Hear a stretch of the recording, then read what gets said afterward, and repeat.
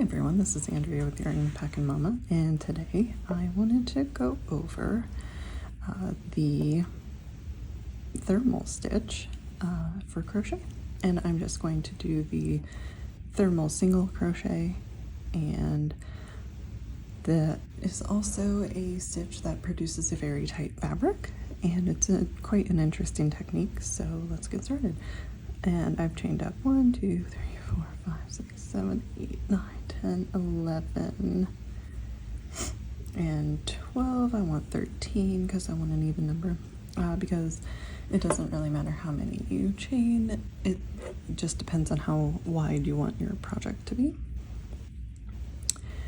Now to get started for the thermal crochet, you're just going to, in the second chain from the hook for this first one, you are just going to work single crochets all the way across.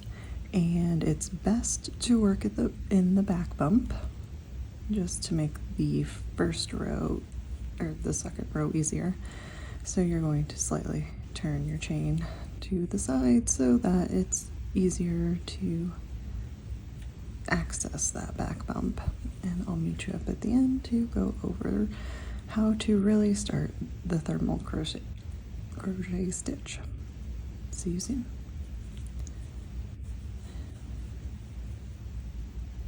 So we've made it to the end, and I just did a single crochet all the way across in the back bump of the chain.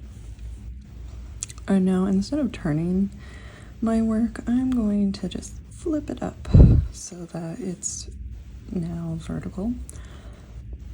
And I'm going to, well, first I'm going to chain 1, and then I'm going to flip it up. And then I'm going to work into the back loop only, and then into this loop, this first loop of the chain from below. And then I'm going to pull through 2, yarn over, and finish that single crochet. And then that's how you're going to work all the way down, in the back loop only, and then in the chain loop as well. Draw up a loop and then work it as a normal single crochet. Back loop only, bottom loop, draw up a loop, and then finish it off as a normal, as a regular single crochet. So when I get to the end, I will meet you up to talk about the third row. I've come to the end, and make sure you don't forget your last stitch there. And this is what it looks like so far. So it's the same thing as before. So you can turn your work, and you can hold it normally instead of holding it at the side like I did previously. Just remember that you're working into the back loop only. So now I'm holding it normally, I'm working into that back loop, and then from below you will see this loop here is the one that you're working into, and it looks like the chain, but it's really not the chain. It's the stitch from the row below, and then you just keep working down the line in the same way, into the back loop only, into the unworked loop from the row below, and that is all there is to the thermal single crochet. Now I will work up a few more rows and show you what it looks like at the end. See you soon. I've come to the end after a few rows, and this is what we are left with.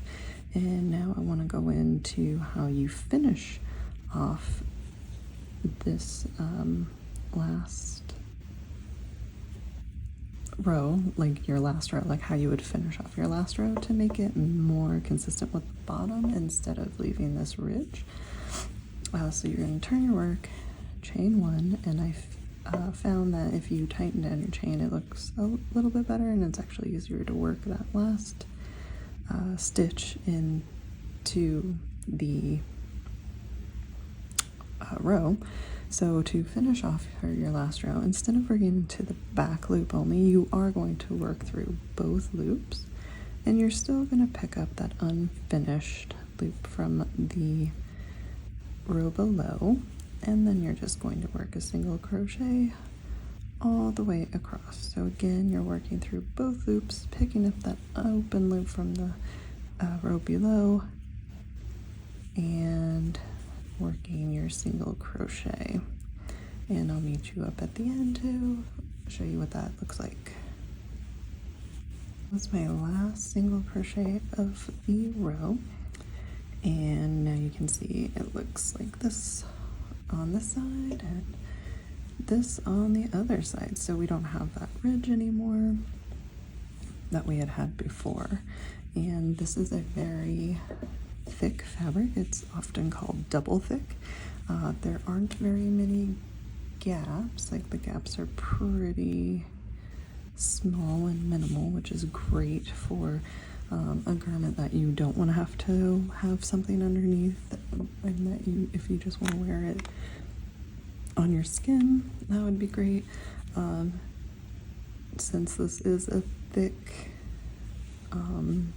stitch, it's going to use quite a bit of yarn, and it's not going to be very big for the sample, because if I worked this in single crochet without doing a thermal single crochet or thermal stitch, it would have been probably twice the size for the amount of rows and length I did, based on just I had a looser gauge today. So keep that in mind if you want to do a project with the thermal stitch. It's going to use quite a bit of yarn. And this is just a worsted weight number 4 medium weight yarn, and I used a 6mm hook, or a J hook. So yeah, that's all there is to the thermal crochet stitch, and it's single crochet. You can also find tutorials on double and half double, I believe, but right now I'm just focusing on the very basic single crochet stitch for my blog this week and my YouTube. So thank you so very much for watching. I hope that was helpful, and I hope you stay tuned for more.